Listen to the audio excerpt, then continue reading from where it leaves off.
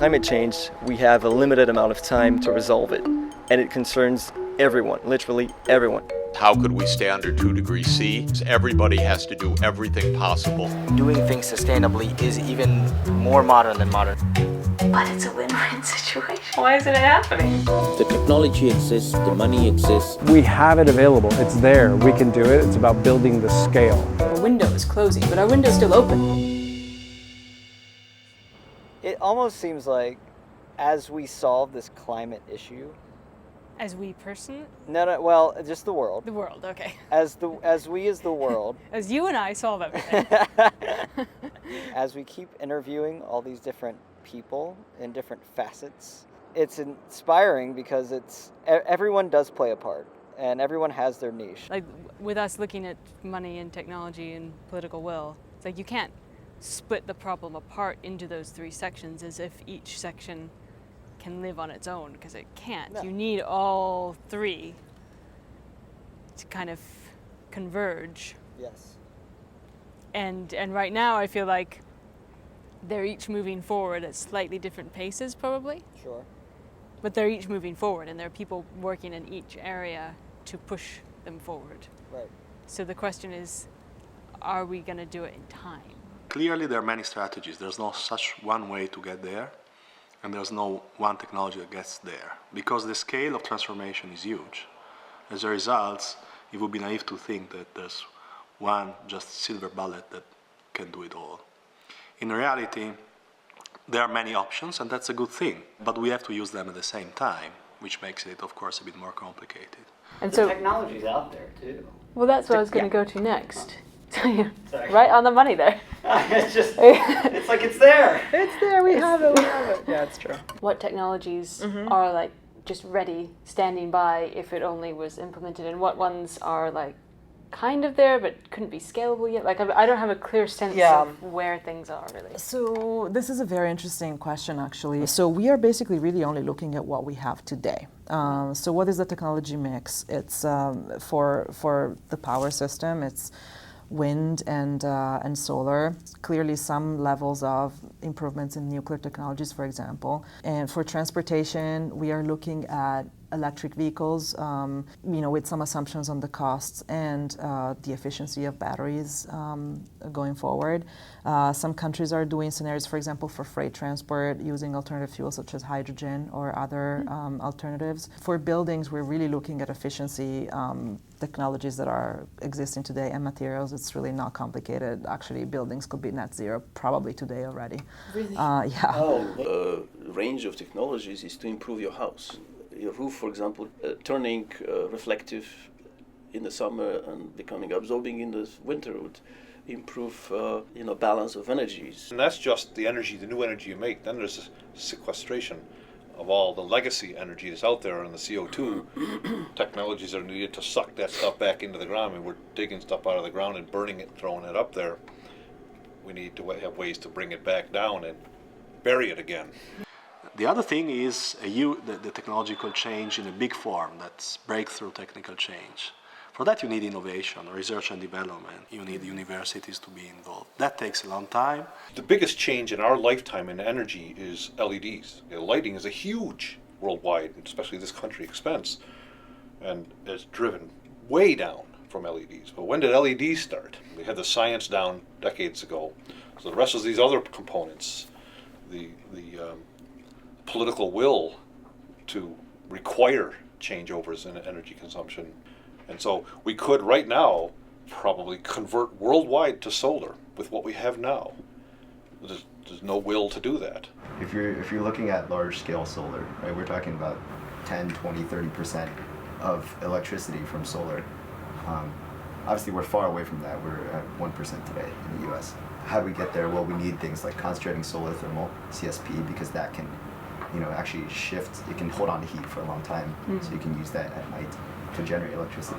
If you think about solar or wind, those are what we call intermittent renewables. So the sun can have a cloud pass over, the wind can stop blowing randomly. And what if our entire grid is made up of renewables, like we hope it will be someday?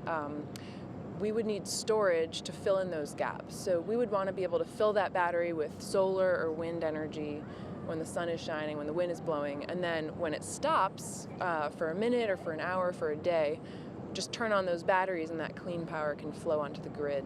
We have deserts in the world. You could fill them with solar panels, but how are you going to get it to where you need it? So there's the energy transportation and the storage.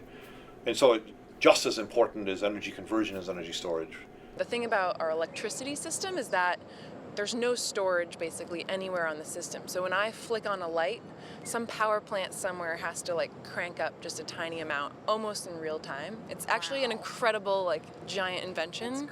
I don't know anything about that. that. Yeah, so it's like the grid is like the most crazy, complicated engineering feat like we've never heard of. As a non-technical person, what I can conceptualize is, okay, so not only do we need to be able to like meet demand in real time, but what if supply fluctuates? I study trees. My specialty is trees. And if you look at a tree, it provides a lens. So trees have big pipes to distribute water and nutrients in there, but they also have backup systems, small pipes. The big pipes are very efficient, but they're actually vulnerable to failure. Small pipes are inefficient, but they're more redundant and they're like a backup system. So translating those concepts to cities, we need scale diversity in our energy systems. So we do need the big solar. We need the solar fields and solar gardens, but we can't stop there. We need rooftop solar and smaller scale renewable energy systems. We need to distribute, like trees do, we need to distribute our clean energy resources across these different scales. One of the terrific approaches that people are taking now to grid development is to create mini grids, distributed generation, to also create decentralized power, such as rooftop solar. And rooftop solar doesn't have to be residential, it could be rooftop on the roof of any of these buildings, right? And that creates a distributed energy generation network that is much more resilient, much more secure. And looking at it from national perspectives, we want energy security and energy independence, and they provide that. Are those the three components? Like for us, we're kind of trying to map out like what the different areas are. Is it basically like transportation, kind of grid, storage, like batteries, and then That's generation? simply a legitimate way of putting it. I mean, but that's just for the new energy.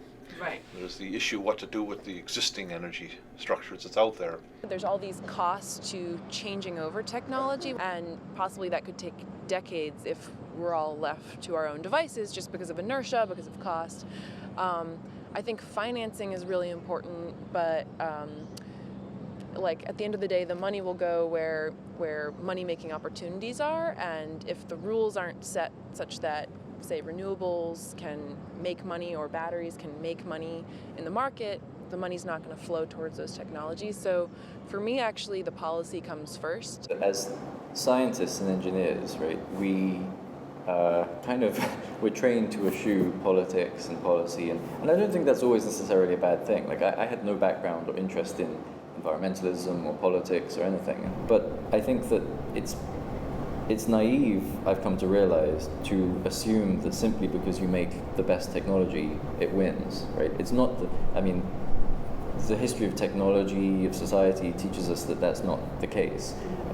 It's the good technology with the really strong lobbying arms, the money, the power that come with it that succeed. And it feels like every time we like delve into technology, they're like, well, the political will, to help the technology, the political will, and everyone, like, it is an ecology. Yes. I feel like that's yes, what we're doing. Yes. It's like yes. We're kind of figuring out the ecology yes. of climate solutions. Yes. Absolutely. We are going to rebuild our world, and it's going to have to happen in the next 30 to 50 years.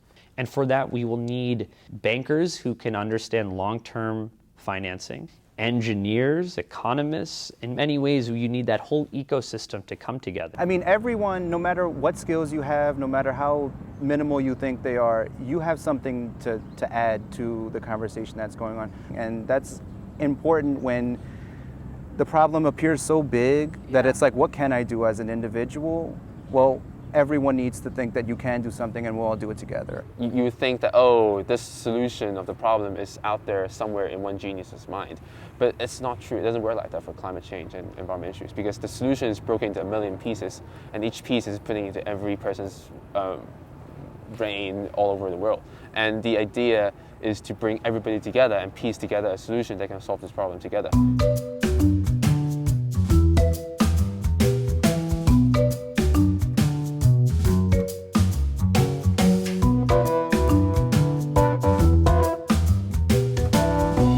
Uncertainty in staying below 2 degrees because of uncertainty in technology. If you compare it to uncertainty in that political will, the political will is by far the biggest bottleneck. And so that's why we started to call for fossil fuel divestment, because it's a powerful political tool for getting to the policy solutions like the price on carbon that we need in order to implement the technologies that we already have.